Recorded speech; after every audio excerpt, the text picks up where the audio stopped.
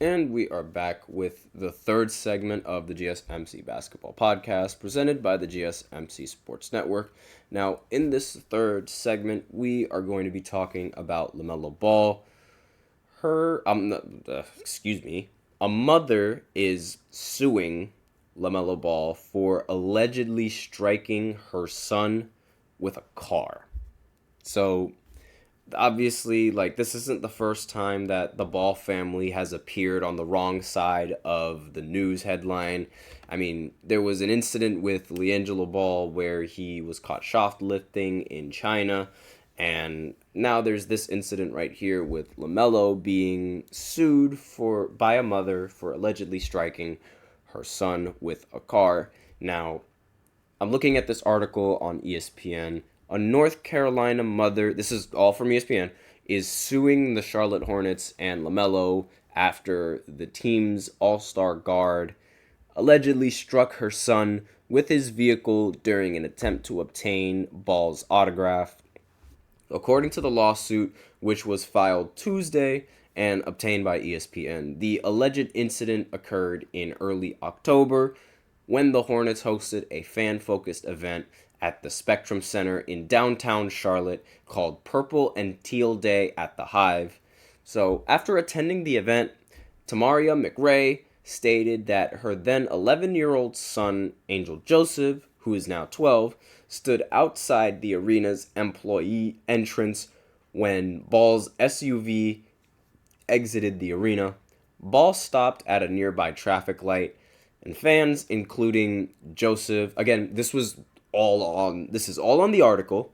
Fans, including Joseph, approached Ball's vehicle.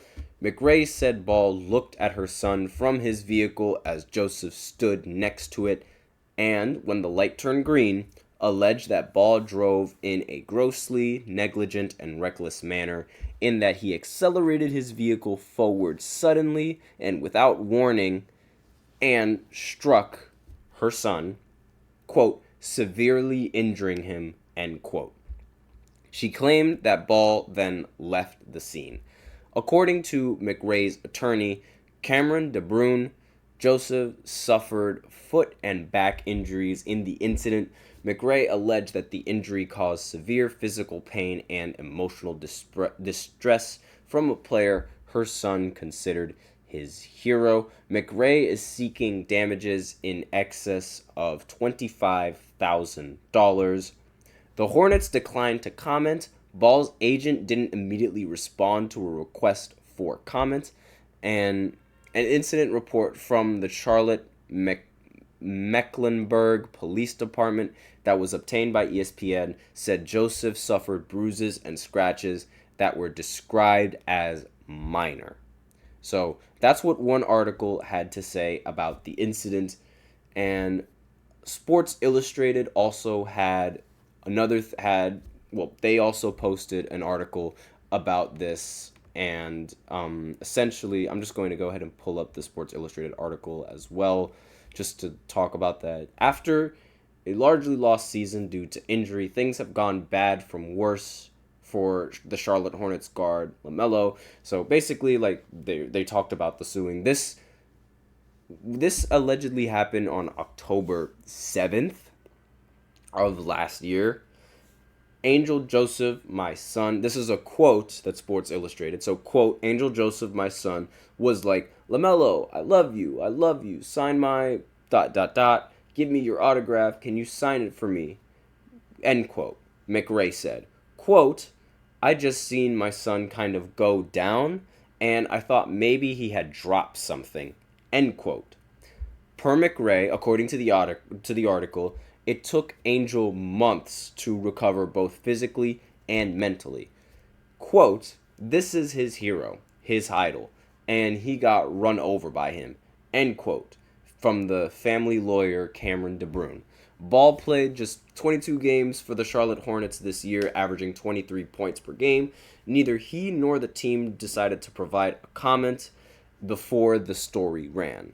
Now, another article, this time from the LA Times, alleged that there are plenty of videos of LaMelo speeding out of the Charlotte Hornets players' parking lot after a game, quote, gunning the accelerator and running the first red light down the street. This is according to the LA Times. This is from an article.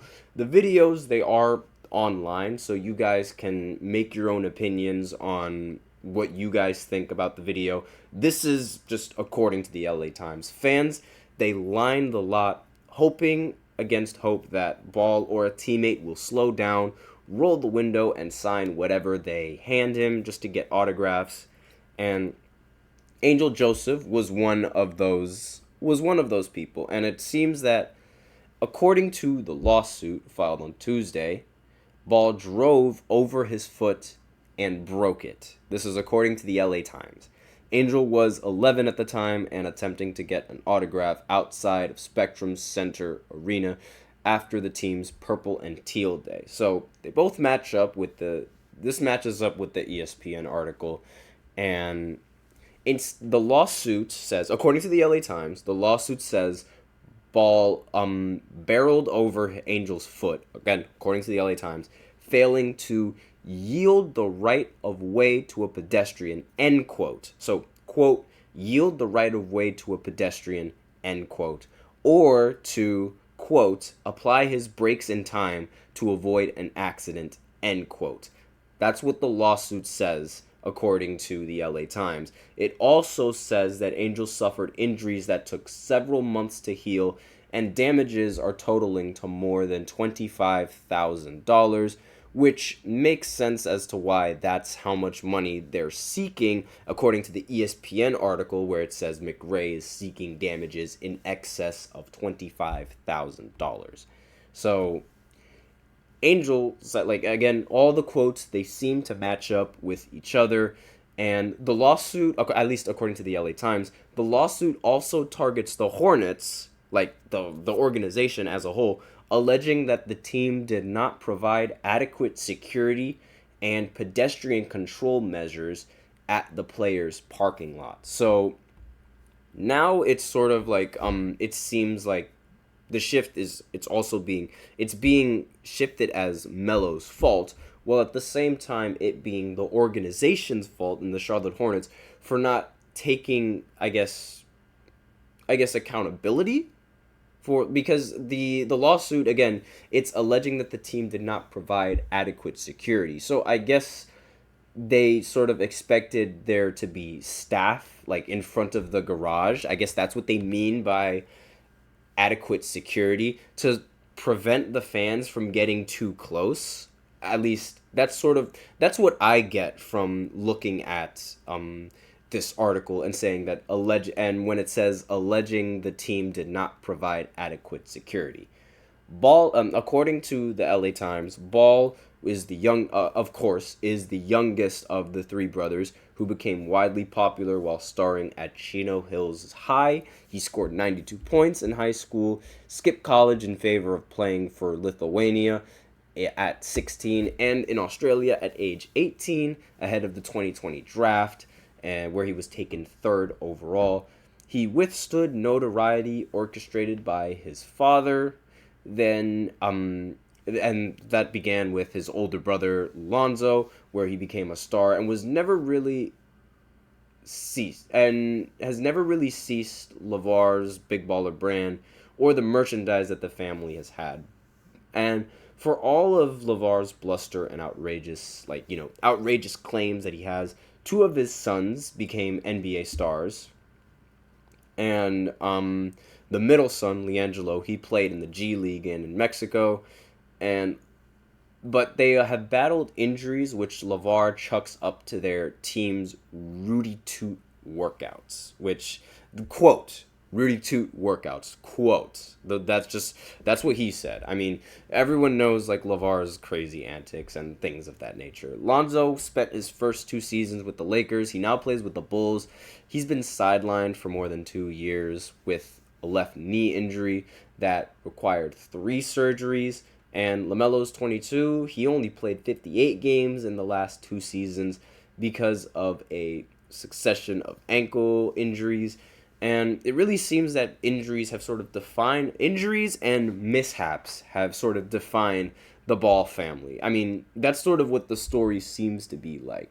And it's just a very, very bad look on LaMelo's side. And I don't know exactly how he's going to be able to recover from this incident. I mean, like, it's more pressing, like, for LaMelo. Like, he might be in, like, the injury sustained by Angel and the lawsuit alleging that Ball's driving caused it.